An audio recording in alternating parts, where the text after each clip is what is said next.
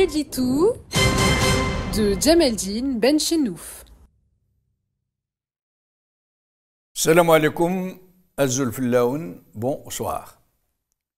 Un phénomène existe chez nous que nous partageons très largement avec nos voisins de tout le Maghreb et qui est devenu une sorte de lubrifiant de la vie économique dans nos pays, dont les répercussions sur la vie sociale et qui sont incalculables, ces répercussions.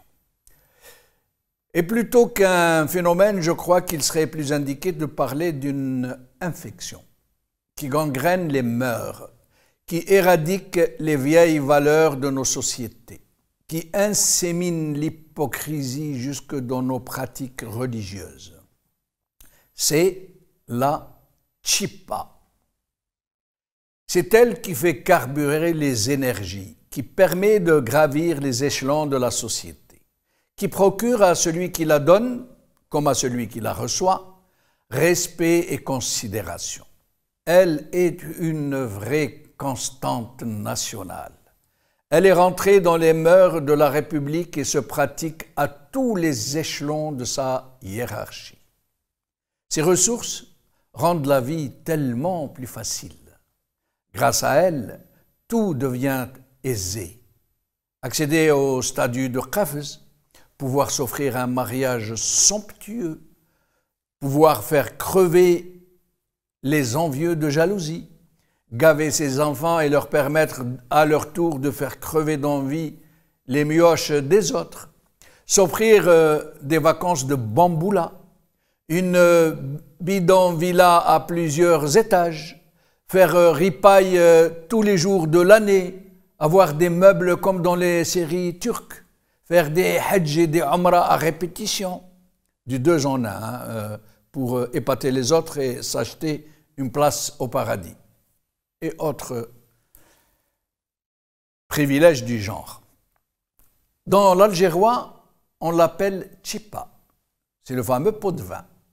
C'est la somme d'argent plus ou moins rondelette qui se glisse de la main à la main pour aplanir les difficultés tatillonnes de la loi, accaparer un bien indu, obtenir un jugement en sa faveur, faire condamner un innocent, faire acquitter un criminel, débouter un néant droit, faire réussir un concours professionnel à son cancre de rejeton, dédouaner à moindre frais une marchandise sous-déclarée, obtenir un crédit bancaire, un permis de conduire, un permis de construire, obtenir un logement social, un visa, un passeport Hajj, et tant de petites choses qui vous font meilleur que les autres quand vous les avez.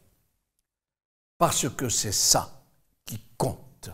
Les passe-droits que peut procurer la chippa sont innombrables, innombrables. Ils vont du privilège qui peut rapporter en millions de dollars à la carte d'accès pour prendre l'avion. Selon les régions, la chippa s'appelle al-gas, al-hanana, al-qahwa, al-dhina, al-habbat, al-miftah, etc. Ici et là, elle peut prendre le doux surnom de l'baï, al-masrouf, les feuilles, al-takhmima, l'émir Abd al-Qadr, qasaman, etc. Ceux qui s'y adonnent ne sont presque jamais inquiétés et ne prennent plus la peine de dissimuler leur butin, puisque ceux censés les interpeller ou les juger fonctionnent eux-mêmes au même juteux carburant.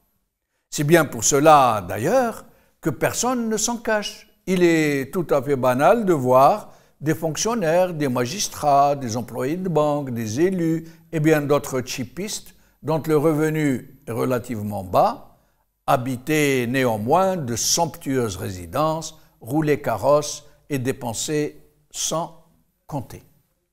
De la même manière que de très nombreux fidèles n'ont aucune mauvaise conscience envers le Hajj ou la Umrah avec l'argent de la chippa, gagné à la sueur du front des autres, et qu'ils purifient en donnant l'ashur. Une condition, cependant, condition rédhibitoire, et sans laquelle la tchipa ne sera plus accessible. Il faut savoir conjuguer le verbe tchiper à tous les temps quand vous vous adressez à un grand responsable. Je tchipe, tu tchipes, tu tchipes, tu tchipes, jusqu'à ce que tu en crèves. بقاو على خير.